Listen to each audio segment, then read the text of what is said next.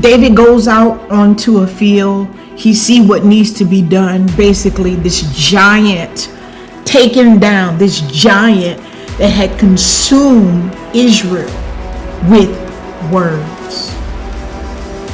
And they were trembling in fear, and their leader trembling most of all. David goes in. Saul finally says, after much convincing, fine, if you want to fight him, because I ain't gonna fight him. If you want to fight him, go ahead. But in order for you to beat him, you're going to have my armor that he could not defeat the giant in, right? But David dared said, I haven't tried it. I can't fight under what you wear. And David refused. And he used the weapon that God had caused him to have precision with, victory with, in his fear, right? Which was in the field where the sheep were gathered, just like Israel at that time. The scene probably looked familiar to David. Some of you wouldn't have been as gracious and aren't as gracious as Saul. Saul said, fine, do what you need to do.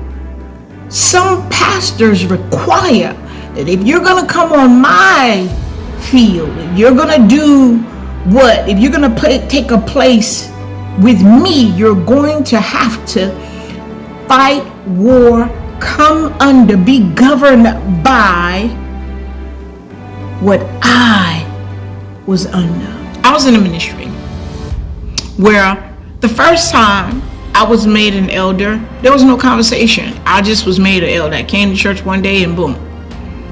Okay? The second time, and to me that was something placed on me, because when prophets are in a space and they are made an elder and elders are called pastors, the people have an expectation that this prophet is going to act like the pastor. Nah. And then they're disappointed, or they're always whining to the pastor. Okay? To get the pastor, to get the prophet to have some behavior modifications that make them feel comfortable. The second time I was asked to be an elder, and I said, hey, I will do what is needed, or whatever the duties were. I said, but I am not a pastor. And because I said that, I was then the position or the offer was then taken off the table. Isn't it interesting? Saul was more gracious than that particular leader.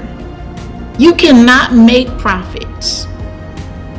A lot of times it's not that prophets have an issue in submitting. Y'all want to say that to make yourself feel better and to justify your oppressive requirements, or your need to feel like you're on top, you're above, you can't be questioned.